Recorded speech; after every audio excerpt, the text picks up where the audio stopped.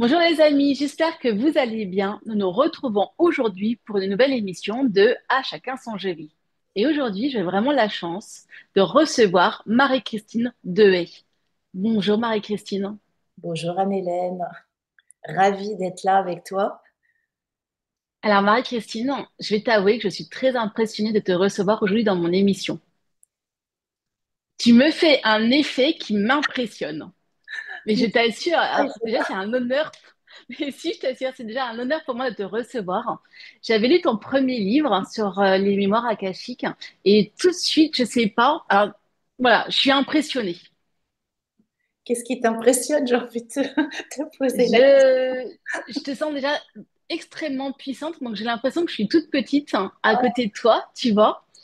Et voilà, donc merci vraiment. Déjà, je n'aurais jamais pensé que tu aurais accepté de venir dans mon émission. Vraiment, bah écoute, pourtant c'est un grand plaisir. On s'est découvertes, on s'est rencontrés via le festival On ne vous demande pas d'y croire de Philippe Ferrer de 2023 maintenant, le tout premier. Et c'est vrai que bah, moi aussi, je me suis sentie enfin, appelée, je sais pas si c'est le mot, mais attirée en tous les cas par ton énergie, voilà, par ce que tu dégages. Et c'est vrai que j'avais envie aussi de mieux te connaître, d'aller vers toi. C'est bon, c'est des affinités, j'ai envie de dire énergétiques, vibratoires, ça s'explique pas. Hein, voilà, donc je suis super contente d'être, voilà, de prendre ces quelques instants pour échanger avec toi et puis ta communauté. Merci beaucoup. Alors, pour les personnes qui ne te connaissent pas, comment tu pourrais te présenter? Qui est en fait Marie-Christine Dewey? Alors écoute, aujourd'hui je suis, auteure, je suis praticienne et enseignante en lecture des archives akashiques, donc la mémoire de l'âme. Je suis également coach et j'accompagne des personnes en fait sur la voie du cœur. Je les accompagne, pour se reconnecter à leur cœur, à leur intuition, à leur petite voix, à leur guidance intérieure pour que du coup elles puissent faire, des, choix et qu'elles prennent, en fait des directions dans leur vie, davantage alignées avec ce cœur, avec leur âme, on pourrait dire, avec les aspirations de leur âme. Voilà, c'est vraiment aujourd'hui ce qui m'anime, j'ai envie de dire. Comment t'en es venue à parcourir tout ce chemin? Ah, c'est un long chemin. En fait, moi, je suis tombée dans le développement personnel, vers mes 20 et quelques années, en fait, bon, suite à une maladie. Et en fait, à partir de là, j'ai plein de synchronicités qui se sont mises en place. Comme dit, c'est des petits cailloux que la vie a placés sur mon chemin, que j'ai suivis en bonne élève, j'ai envie de dire. Et puis, bah, de fil en aiguille, en fait, je suis passée du développement personnel, on va dire au développement spirituel, même si j'aime pas trop tous ces Mm. termes. Mais je Mm. suis voilà, j'ai ouvert la porte de la spiritualité ou peut-être que je l'ai Mm. réouverte. Donc moi, je fais pas forcément partie de ces personnes qui, toutes petites, avaient des perceptions. En tout cas, je ne m'en souviens pas du tout. Mm. Si je redéroule le fil, en fait, je me rends Mm. compte que oui, il y a des moments où j'ai eu des messages et c'était beaucoup dans les rêves pour moi, en fait. Je pense que c'était le seul moment Ah, c'est vrai? où mon Dans tes mental rêves? était. Oui, je pense que c'est parce que voilà, j'avais un mental tellement actif que bah, au moins quand je dormais, ça se calmait. Et à mon sens, c'est là que je pouvais recevoir des messages, en fait. Donc oui, j'ai eu une période où j'ai été, entre guillemets, une grande rêveuse. J'avais beaucoup de rêves avec des messages, en fait, enfin, qui me parlaient. Des messages prémonitoires? Ou des J'en ai messages... alors, j'en ai eu, pas énormément, mais j'en ai eu, mais bon, ça me faisait un peu peur, donc je pense que voilà, j'ai un peu arrêté ça. J'ai eu des moments où j'ai eu des synchronicités un peu, qui m'ont dérangée, donc j'ai demandé, je me souviens très bien un jour où à voix haute, j'ai dit: «Bon maintenant ça suffit quoi, je veux plus rien entendre, allez voir quelqu'un d'autre. Je veux pas que vous voilà, je veux être tranquille». Et puis c'est revenu, plusieurs années plus tard parce que, bah, ce que j'ai compris, c'est que quand c'est ton chemin, tu y coupes pas quoi. Donc du coup, ouais, c'est Mhm. comme ça que ça s'est représenté et puis, de fil en aiguille, les archives akashiques se sont placées sur mon chemin. Enfin, elles sont venues me chercher, enfin cette énergie est venue me chercher parce que moi j'ai absolument rien demandé. Et puis, bah, ça a été je sais pas, une connexion incroyable, et quelque chose m'a dit: «C'est ça ton chemin». Et en même temps, ça, je ne comprenais pas ce que c'était parce que, bon là, on est dans les années, 2010-2011. Mhm. Moi, les annales akashiques, j'en ai jamais entendu parler. Tu sais, les Mm. réseaux sociaux, tout ça, ça n'existait pas. Donc, il y C'est avait vrai. pas énormément de moyens de s'informer. Et tout ce qui était channeling, enfin, je connaissais pas plus que ça, en fait. Je m'y intéressais pas vraiment. Et donc ça m'est tombé dessus. Et puis, bah, c'est comme si d'un coup, tout s'est ouvert. 2012, tout s'est ouvert. Et voilà, j'ai été licenciée pour la deuxième fois dans ma carrière de salariée. Et là, je me suis dit: «Non, mais c'est pas possible. Visiblement, mon énergie, elle n'est plus à être dans le milieu, du salariat et de l'entreprise, donc c'est autre chose». Et comme je ne savais pas, bah, j'ai demandé. J'ai demandé à la vie, j'ai dit: «Bah, guidez-moi parce que là, je suis complètement paumée. Je ne sais pas ce que je dois faire.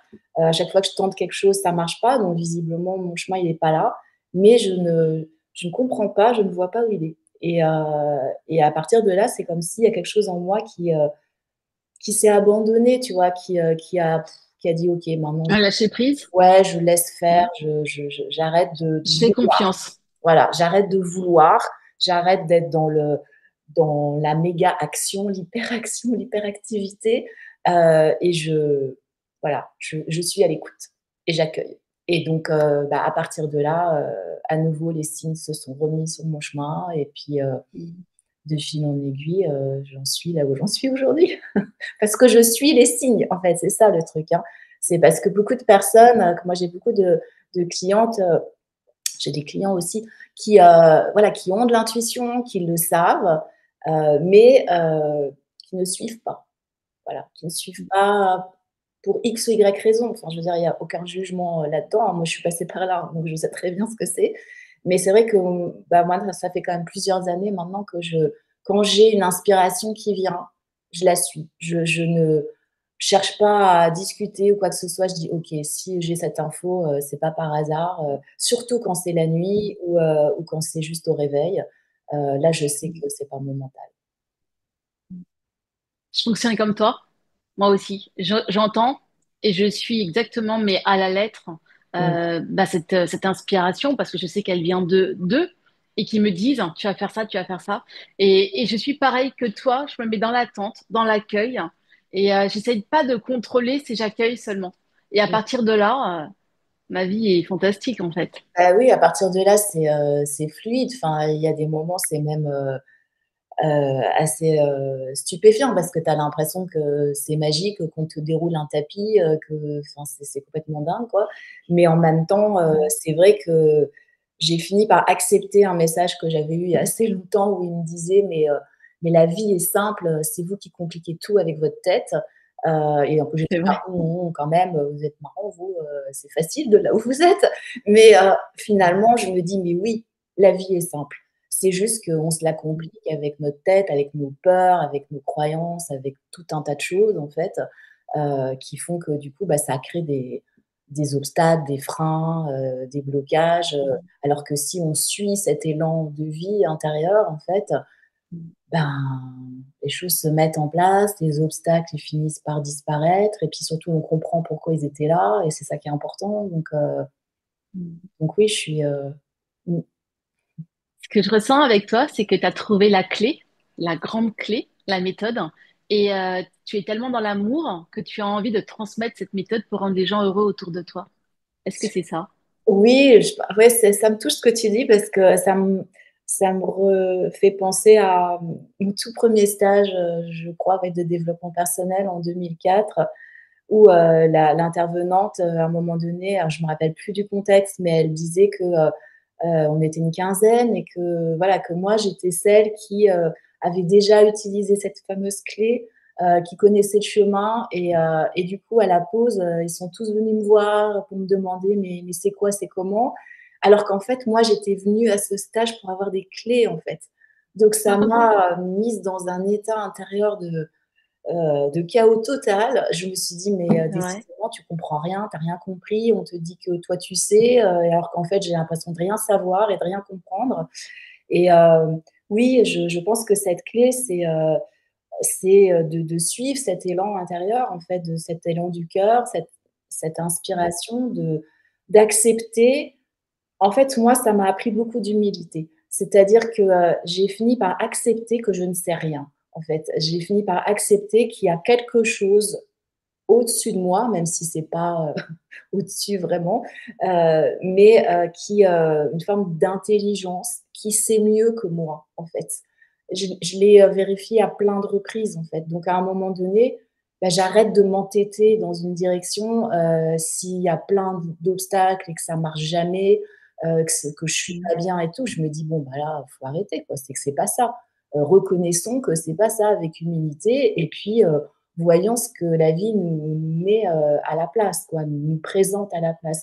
Donc oui, j'ai à cœur aujourd'hui de partager ça, parce que, bah, si c'était plus simple pour tout le monde, enfin voilà, le monde aurait une autre couleur et une autre Mm. saveur Mm. et forcément, on est beaucoup à avoir envie de ça, quoi. Donc Mm. en même temps, moi, j'essaye de le créer un peu chaque jour, hein, de pas me dire, ça sera dans 5 ans, 10 ans, 20 ans.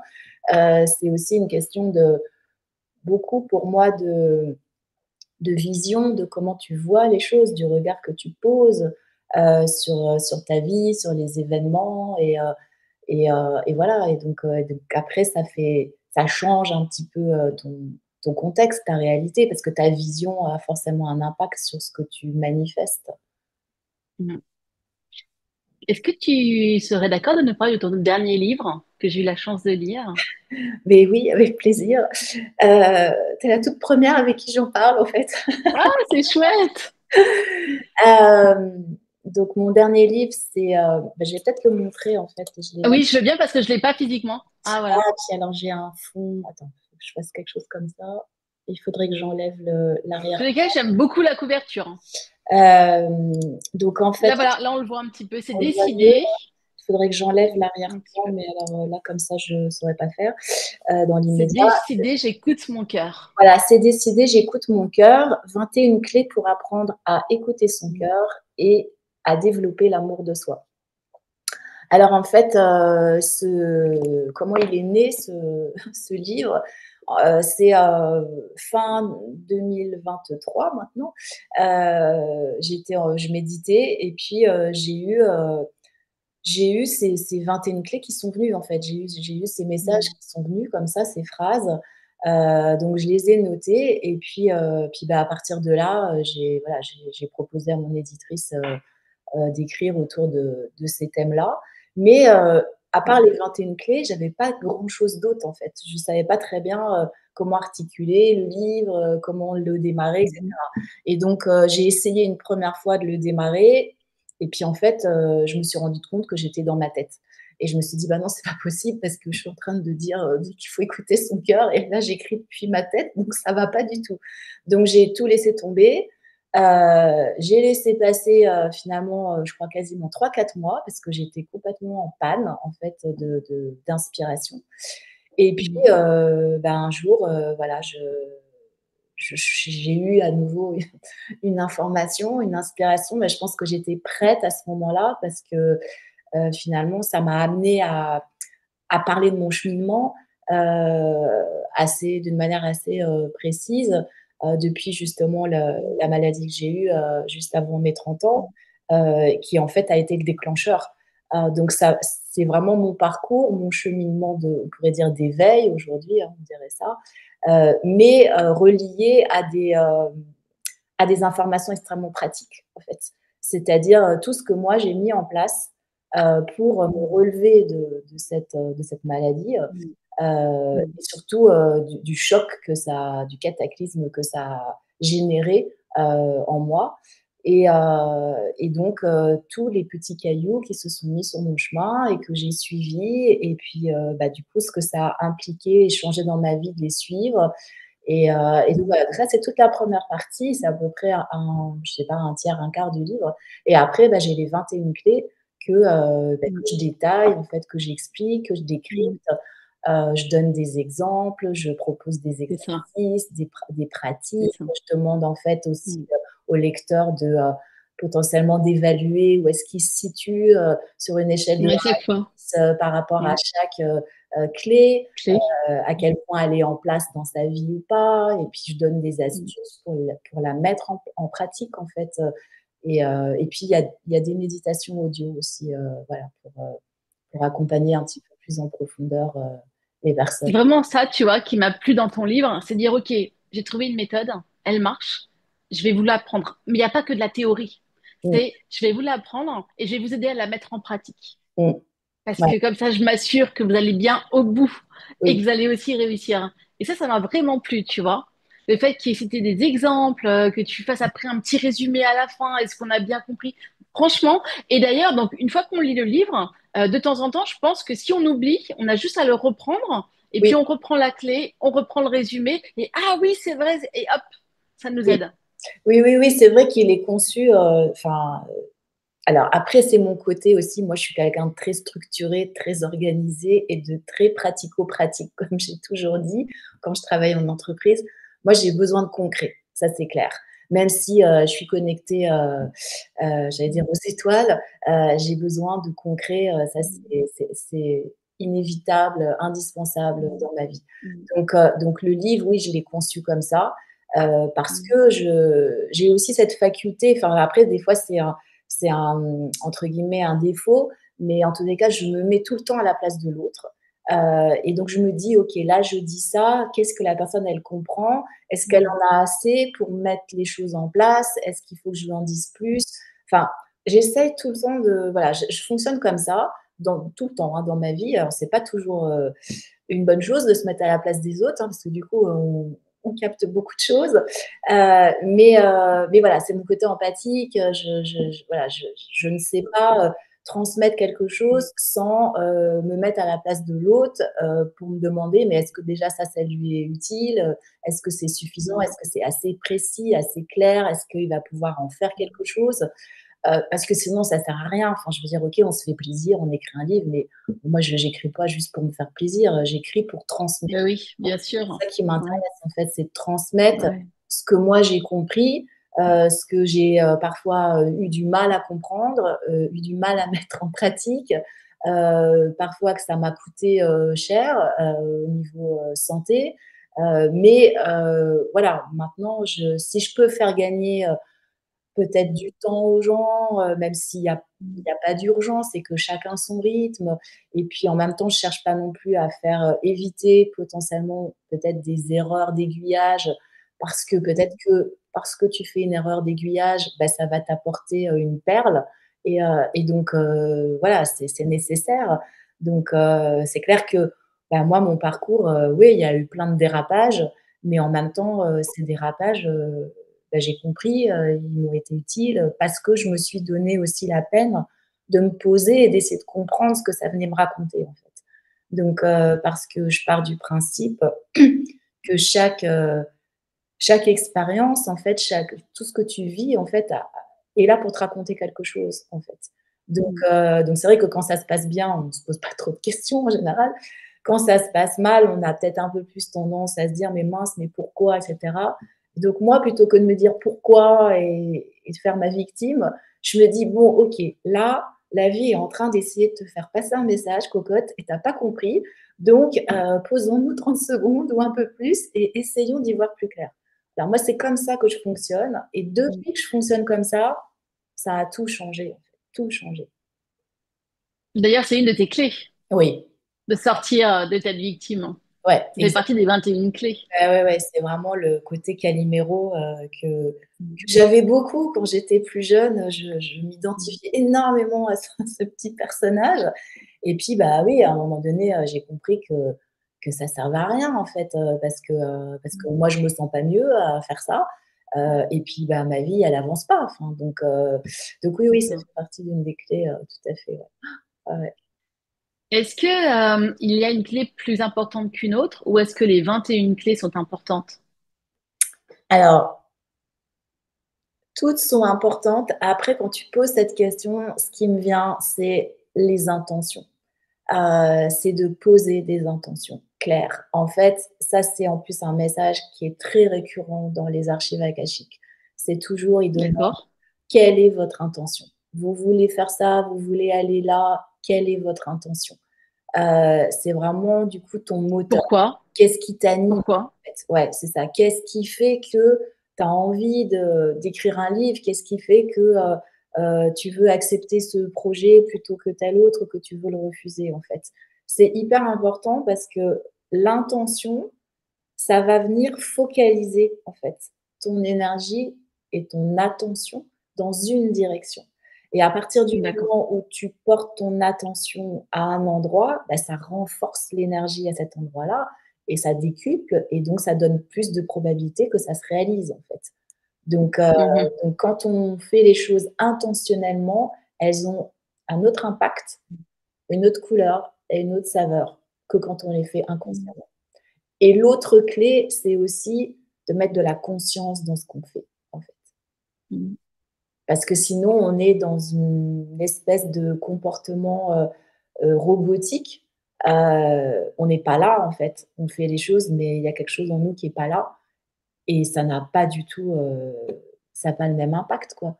Donc Mmh. c'est important de mettre de la conscience, de mettre de l'intention, pour pouvoir, réaliser quelque chose, accomplir ou être beaucoup plus en phase Mmh. avec ce qui est bon pour soi. Mmh. Mmh. Comment savoir qu'on ne se trompe pas de direction? Tu vois, imagine qu'on se trompe de direction et qu'on mette toute notre intention sur une direction et que ce soit pas la bonne. Comment savoir qu'on est dans la bonne direction? Alors, déjà, j'ai envie de dire, si on s'aperçoit qu'on n'est pas dans la bonne direction, le jour où on s'en aperçoit, beh, déjà, c'est pas grave et il y a C'est toujours pas trop moyen tard? il y a toujours moyen de bifurquer. Enfin, je veux dire, la vie, c'est comme Ok. ça, hein, on réajuste tout le temps, même quand tu es dans ta voiture, tu te trompes de route, bah, tu fais demi-tour. Rien n'est grave en soi. Enfin, je veux dire, c'est pas Mhm. dramatique. Donc après, comment est-ce que tu peux le percevoir, le ressentir? Bah, j'ai envie de dire, c'est ton corps qui va te le dire parce que quand tu es dans la bonne direction, ton corps, il est détendu, il y a quelque chose de fluide, potentiellement, il y a quelque chose de joyeux à l'intérieur de toi, tu as les yeux qui pétillent, tu vois? Tu es épanoui, et du coup, ça se sent, enfin, les gens autour de toi, ils le perçoivent, quoi. Quand tu es pas dans la bonne direction, bah, ça va être lourd, ça va être laborieux, tu vas être tout le temps, en train de réfléchir. Déjà, le fait de te demander si tu es dans la bonne direction, bah, c'est qu'a priori, tu ne l'es pas. Sinon tu ne te poses pas la question, en fait, c'est une évidence. Donc dès que le mental, il va rentrer en piste, qu'il va interférer, pour moi, c'est déjà une alerte, en fait. C'est déjà, drapeau orange, il faut vérifier quelque chose, quoi. Parce que, quand c'est évident, bah, c'est évident, quoi. Tu te poses pas de questions. Ça se fait tout seul, en fait. Donc dès lors qu'il y a beaucoup d'obstacles, alors parfois ça peut être la bonne direction, mais il peut y avoir des retards, il peut y avoir des obstacles, ça c'est possible aussi. Mais c'est pas vécu d'une manière, laborieuse, j'ai envie de dire, ou souffrante, ou tu vois? Où tu fais beaucoup d'efforts, en fait. Pour moi, quand il y a beaucoup d'efforts, que tu te prends la tête, que tu arrêtes pas de réfléchir au projet dans tous les sens et cetera, bah, c'est qu'il y a un paramètre à modifier, quoi. Soit il faut carrément tout changer, soit il y a un ajustement à faire, en fait. Donc ça vaut la peine à ce moment-là de se poser et de revoir un petit peu le contexte, les paramètres, les forces en présence, et cetera et de vérifier, bah, ce qui n'a plus lieu d'être peut-être. Donc Dans toutes les activités que tu pratiques, quelle est celle que tu préfères? mmh, moi, ce que je préfère, c'est transmettre. C'est vraiment être, dans l'échange, dans l'interaction, dans le partage, dans la rencontre. Donc même, enfin voilà, même quand je suis en séance de coaching ou en lecture des archives ou quoi que ce soit, ce que j'aime en fait là-dedans, c'est l'échange, c'est le côté humain, c'est le partage. J'ai à cœur d'éclairer l'autre, enfin, moi, quand je sens qu'il y a eu une prise de conscience en face de moi, c'est youpi à l'intérieur, quoi. C'est juste, Ouais, je waouh, comprends. je me dis génial. Enfin, voilà, s'il y a juste ça, bah, j'ai fait ce que j'avais à faire, quoi. Donc, voilà, j'adore quand il y a une prise de conscience, ouais, quand le regard de la personne, elle change, quand c'est, waouh, c'est tellement satisfaisant parce que en fait, notre chemin de vie, pour moi, il est fait pour qu'on ait des prises de conscience, en fait. Il est fait pour qu'on sorte de là où on est et que grâce à cette prise de conscience, qui est peut-être un nouvel éclairage, une nouvelle information, d'un coup, je pose un regard différent et parce que je pose un regard différent, waouh, j'ai une compréhension et je me dis: «Ah ouais, d'accord, je comprends pourquoi je vis ça, en fait. C'est parce que ceci, cela». Waouh et du coup, ça c'est comme si ça dégonfle le problème, en fait. Il est plus du tout, vécu et porté de la même manière, donc ça amène de la légèreté, en fait et ça, moi, j'adore. Voilà, donc j'adore, et puis plus c'est simple et plus j'adore. Donc je trouve qu'on cherche souvent effectivement à compliquer les choses, à enfermer les gens dans des cases, dans des Oui, ça c'est sûr. protocoles, dans il y a pas besoin en fait, c'est ça peut fonctionner pour quelqu'un d'autre, mais après ce qui est important, c'est ce que je dis aussi, ces 21 clés, moi, elles ont super bien fonctionné pour moi. Je sais qu'elles fonctionnent pour d'autres parce que je le vois bien dans mes accompagnements. Mais après, si ça fonctionne pas pour vous, bah, c'est pas grave, ne vous y attachez pas, créez votre propre clé. C'est ça qui est important en fait, que chacun crée, son propre parcours à partir de ce qui fonctionne pour lui ou pour elle. On n'est pas des clones, on n'a pas à faire tous la même chose. Et même si on emprunte un chemin similaire, on peut le faire différemment. Enfin, tu vois, tu peux aller de Paris à Marseille, mais tu peux y aller à pied, à vélo, à trottinette, par l'autoroute, Oui, chemin de campagne. Enfin, on s'en oui. fiche. L'important, c'est d'arriver, quoi. Donc, peu importe le temps, les moyens. euh, Je fonctionne aussi comme toi, tu vois. C'est ce que j'explique aux gens. Moi, je vous donne ce qui fonctionne pour moi. Si ça résonne en vous, bah, c'est génial. Et puis, si ça résonne pas en vous, bah, c'est pas grave. Trouvez votre propre technique, vos propres méthodes. Et l'essentiel, en fait, c'est d'arriver à être bien dans sa vie, bien dans ses baskets, heureux. Et puis, voilà, dans le cœur. Ouais, tout à fait. Mais c'est vraiment ça. Moi, Mm. je m'attache pas en fait à ce que je vais transmettre. Des fois, je dis, voilà, je ressens des choses, je le dis.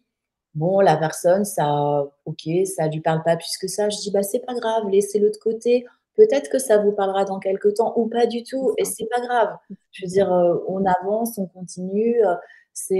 Je pense une autre des choses qui est très importante, c'est de ne jamais s'attacher au résultat, en fait. Parce que quand on s'attache au résultat, quelque part, on conditionne le résultat. Mm. Donc, on se dit que si j'atteins pas ce résultat-là précisément, eh ben, j'ai raté ou je suis pas à la hauteur Mm. ou je suis pas, enfin bref, il y a un truc qui va pas, quoi. Mais en fait, c'est pas le résultat qui est si important que ça. C'est tout le cheminement, en fait, tout ce par quoi ça m'a fait passer, en termes d'expérience, en termes de rencontres, peut-être, en Le termes chemin, en fait. voilà, de prise de conscience. D'ailleurs, je crois qu'il y a un proverbe ou je sais plus qui dit, effectivement que ce qui compte, c'est le chemin, C'est, en fait, voilà. C'est pas l'arrivée à la destination, c'est le chemin qu'on a parcouru pour y c'est ça. arriver. Mais Et oui, c'est vrai. c'est notre richesse, en fait. Notre chemin, Mm. c'est ce qui fait notre richesse. Donc, c'est ce qui fait notre force. Mm. Et c'est ce qui fait qu'on est outillé, j'ai envie de dire, même si c'est assez moche comme terme, pour avancer pour la suite, en fait, du parcours, quoi. Donc, mm. Est-ce que tu es pleinement heureuse? Écoute, oui, je pense que je suis heureuse. Maintenant, ça se cultive au quotidien. C'est ça. C'est Mm. pas, là pour le coup, c'est pas la destination être heureux, hein. Pour moi, Mm. c'est pas, un objectif, Mm. c'est quelque chose que j'essaye de cultiver un peu chaque jour C'est ça. et il Mm. y a des jours où, bah, on y arrive, super C'est plus bien. difficile que d'autres. Ouais, Et oui. il y a d'autres jours où Mm. c'est Mm. pas possible parce que la vie, elle est pas linéaire et qu'il y a des événements, Mm. sur lesquels on a aucune prise, et du coup, on est obligé de surfer avec et bah, Mm. la joie, elle n'est pas forcément là, ces moments-là. Mm. Mais c'est OK. Mm. Enfin, voilà, en tout cas, Tu culpabilises pas. non, je me mets pas comme objectif d'être heureuse. D'ailleurs, je le conseille pas. Mais bon, après, chacun fait son expérience parce que Mm. ça se met beaucoup trop de pression, en fait. C'est Et ça. je pense qu'il n'y a personne sur Terre qui est heureux Mm. 24 heures sur 24. C'est pas C'est possible. ça. Je veux dire, Maintenant, on est humain. mais oui, c'est ce que j'allais dire. On est humain, donc on a des Mm. émotions, on traverse des choses, et c'est normal. C'est ce qui fait notre richesse. Donc pour moi, c'est pas grave quand ça va moins bien. C'est juste que j'essaye d'y rester le moins longtemps possible, même si parfois, bah, je me rends compte que c'est nécessaire aussi de rester au creux de la vague ou au Mm. fond du puits, parce que c'est aussi pendant ces moments-là qu'il y a quelque chose en soi qui s'alchimise, en fait, qu'il y a quelque chose qui se transforme, qu'il y a des prises de conscience qui Mm. se font. Donc ces temps-là, ils sont pour moi bénéfiques, Nécessaire. même si je Mm. n'y suis pas bien. Donc j'essaye de faire la distinction entre est-ce que je suis bien dedans et du coup j'ai envie d'en sortir, parce que forcément quand tu as mal quelque part, tu as tout de suite envie que ça s'arrête. C'est complètement légitime, c'est normal. Maintenant, parfois, bah, enfin, c'est même pas parfois, pour moi, ça veut forcément venir te dire quelque chose. Et donc, bah, si tu cherches pas à identifier ce qu'on essaye de te faire comprendre par cette souffrance, cette douleur, cet échec peut-être, eh bien, tu risques de le reproduire. Donc, bon, moi, j'ai Mm. plutôt envie d'éviter de reproduire les schémas, les choses, les expériences négatives, hein. Chacun son choix. Mais moi, j'ai fait celui-là. Donc j'essaye plutôt d'éclairer sous différents angles pour comprendre bah, comment j'en suis arrivée là, quoi, et qu'est-ce que je peux mettre en place pour éviter de reproduire cette même expérience qui est pas super fun, quoi. Mm. Et j'avais une question, mais là, du coup, elle m'a échappé. Quels sont tes projets pour... Mais je reviendrai. Quels sont tes projets pour 2025? Alors mes projets, bah, écoute, alors j'ai un projet justement qui m'est tombé dessus en fin d'année, en inspiration. Voilà, j'ai eu l'info d'organiser une retraite en fait, Waouh! pas de prendre ma retraite, mais d'organiser une retraite. Et autant il y a quelques peut-être années, je me serais dit: «Oh là là», enfin bon, enfin bref, mon mental, m'aurait raconté des tas de choses. Là, je me suis dit: «OK, organiser une retraite. Très bien, nous allons organiser une retraite. Sur quoi? J'en sais rien, c'est pas grave, OK». Alors je dis: «Bah, moi, je veux bien organiser une retraite, mais du coup, il me faut un lieu, quoi, parce que je sais Mm. pas, j'ai pas d'idée, je sais pas». Donc bah, écoutez, mettez-moi sur le chemin d'un lieu et puis voilà. Et donc bah, très rapidement, parce qu'en fait, tout a été bouclé, je crois, en 3-4 jours. C'est un truc C'est vrai, incroyable. c'est dingue. Et en plus, c'était pendant les fêtes, hein, entre Noël et Jour de l'An. Donc, tu vois, la période quand même assez inactive, on va dire. Donc, moi, j'étais moi-même en congé. Enfin, bon, bref. Et donc, en fait, il y a peut-être 18 mois, ça, je cherchais des lieux pour organiser des stages, pour enseigner, pour accompagner les personnes à accéder à Mhm. leurs archives akashiques. Donc, j'en avais mis un certain nombre en favoris, si tu veux. Et du coup, je suis retournée voir, voilà, et puis il y en a un qui est ressorti. Donc c'est en Dordogne, dans le sud-ouest. Et du coup, je me suis dit, bon, allez hop, ni une ni deux, j'envoie un mail, je demande, et la personne m'a répondu le 26 décembre, comme quoi. Et donc voilà, et ça y est, c'est bouclé. Donc c'est la retraite, tiens-toi bien, qui s'intitule C'est décidé, j'écoute mon cœur. Et je me suis dit, Ah, bah génial. oui, évidemment, c'était une évidence, mais sur le moment, je l'ai pas pressenti comme ça. Et donc voilà, donc c'est 5 jours dans un lieu absolument paradisiaque, de plusieurs hectares en pleine campagne, avec une piscine. Enfin voilà, Quelles sont les dates? c'est du 6 au 10 juin, je crois, ou 5 au 10. C'est autour du week-end de la Pentecôte. D'accord. En plus, c'était pas du tout le week-end que je voulais, mais les dates que je voulais, c'était pas dispo. Et du coup, je me suis retrouvée autour de la Pentecôte. Je me suis dit, bon, il y a certainement une raison. Ok, on y va comme ça. Donc voilà, donc c'est une retraite où il y aura des temps de relaxation, de méditation, de marche, des temps d'enseignement autour des enseignements que j'ai reçus dans les annales akashiques, qui sont des enseignements sur la voie du cœur, donc c'est complètement en lien avec le contenu du livre. Et bien sûr, voilà, il y aura aussi des exercices pratiques, des exercices d'écriture intuitive et créative que moi j'utilise beaucoup dans mes accompagnements, qui fonctionnent très bien, que j'adore. Et puis voilà, j'utiliserai aussi un de mes oracles sur les enseignements des maîtres d'Akasha que j'ai canalisés. Et cet oracle, il nous servira aussi de base d'échange, etc. Et voilà. Comment fait-on pour s'inscrire? Alors, par mon site, hein, reliance-coeur.com. Donc, les inscriptions D'accord. sont ouvertes. Il y a déjà des inscriptions hein, que j'ai reçues. Donc voilà, donc via mon site reliance-coeur.com, il y a toutes les informations, les tarifs, la durée, le contenu, bon, sachant que après il y a aussi ce que mon cœur me soufflera pendant la retraite. Bien sûr. Hein, donc c'est pas du tout, tout n'est pas figé, loin de là. Voilà, c'est ouvert à une douzaine de personnes. Ah, c'est chouette. C'est pas un Bien les- très, très, très grand groupe, hein. Ouais, c'est bien les petits groupes. J'aime On se les. sent déjà plus à l'aise et puis Ouais, pour travailler, c'est quand parce même que pour aller en plus profondeur. confortable. Moi, j'aime bien aller en profondeur. C'est beaucoup plus intéressant. Les personnes se sentent plus sécurisées, coucounées, en C'est fait. ça. Donc, moi, j'ai toujours voilà, j'ai maximum, je vais jusqu'à 16-17, en fait, en général, quand je fais des stages. J'aime bien l'intimité qui se crée dans le groupe, en fait. Et puis aussi, pour que les personnes puissent échanger, les participants échangent entre eux. Pour moi, tu as compris, les échanges et les partages, la rencontre, c'est hyper important.